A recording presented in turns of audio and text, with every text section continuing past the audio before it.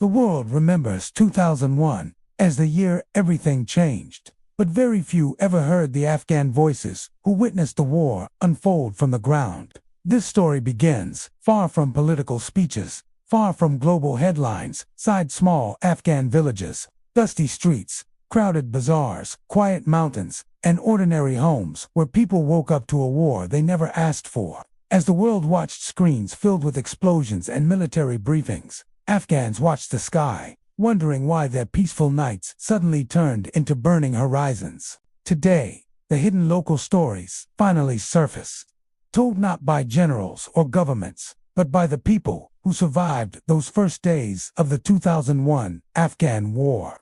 And once you hear what they saw, what they felt, and what truly happened on the ground, your entire understanding of the war may change forever.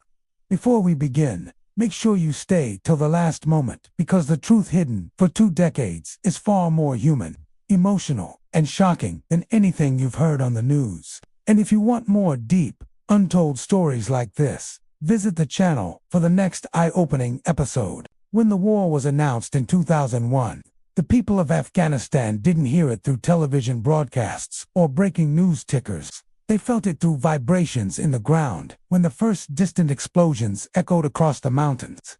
They saw it in the faces of neighbors rushing home with fear in their eyes. They heard it in the sudden silence that replaced the usual evening sounds of children playing, shopkeepers closing, and families gathering for tea. For Afghans, the war didn't start with speeches. The war started with sound deep, unfamiliar, and terrifying. In the village of Chak near Wardok, an old shopkeeper later said that those first bombings felt like the sky had grown angry. He remembered the exact moment the horizon flashed with unnatural light. He didn't know where the bomb fell. He didn't know who it was targeting. He only knew that the world he had lived in for over 60 years had changed forever. People around him whispered that life would never return to what it used to be. And they were right. The war that began in 2001 reshaped not only the geography of Afghanistan, but also the memories and emotions of millions who had no control over the conflict. Many local families said that they didn't understand why the war started. They didn't know who attacked America or why Afghanistan was blamed. For them, global politics was always distant, a thing belonging to other nations and powerful men. Yet they were the ones who paid the price in the first days of the bombings. As U.S. aircraft flew overhead, many Afghans only had one terrifying question: who is next? A farmer from Logar recalled how his children ran inside every time the sky rumbled. To them, the sound of aircraft wasn't technology, it was danger. He said they counted every passing helicopter like it was a sign of destiny. Every roar in the air made their hearts freeze, waiting to see whether the next explosion would come closer. He remembered how one night, a strike landed not far from their home. They could feel the heat of the explosion even from a distance.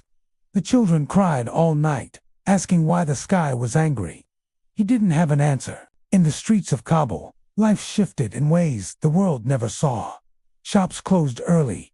Families stayed indoors. Roads that once hosted markets and laughter were suddenly quiet. Rumors flowed faster than real news. Some said more bombs were coming. Some said foreign troops were entering the country. Others said the world had abandoned Afghanistan once again. And in that uncertainty, fear became part of daily life. Local women later described how they prepared food in silence, trying not to show their children how scared they were. They didn't want their families to panic. They didn't want the little ones to feel the weight of war. But every night, when the children slept, the adults gathered around lanterns and whispered about survival. They discussed whether it was safer to stay or to flee. But flee where? Which road was safe? Which border wasn't already overwhelmed? No one knew. Inside small Afghan villages, the start of the war wasn't a political event. It was a test of survival. People hid their valuables, gathered their livestock, prepared emergency food, and made plans for evacuation that they prayed they'd never need. Some families buried precious items under the floor, fearing soldiers might take them. Others hid in caves during heavy bombings, hoping the stone walls would protect them from the shockwaves. But there were moments of heartbreaking humanity too. A grandmother in Kandahar recalled how neighbors looked after each other more than ever before. Whenever a bombing happened nearby, people rushed to check if anyone was hurt. They shared water, bread, blankets, whatever they could spare. She said the war tried to divide people with fear, but it also brought them closer in unexpected ways. War takes homes, she said, but it cannot take compassion. In the first days of the bombings, many Afghan men climbed hills to watch the night sky. They wanted to see where the explosions were happening, how far the front lines were, and whether their families were safe for another night. They saw fireballs rising in the distance. They saw smoke covering the stars. They saw the outline of their homeland changing with every strike. One man said it looked like the map of Afghanistan was being erased and redrawn again and again by fire. A teacher from Ghazni recounted how school children stopped asking lessons about math or history. Instead, they asked why the world hated them. They asked why their country was always at war. They asked if they would survive to see next year. He said no textbook ever prepared him for those questions. He could only respond with hope, even when he himself was afraid.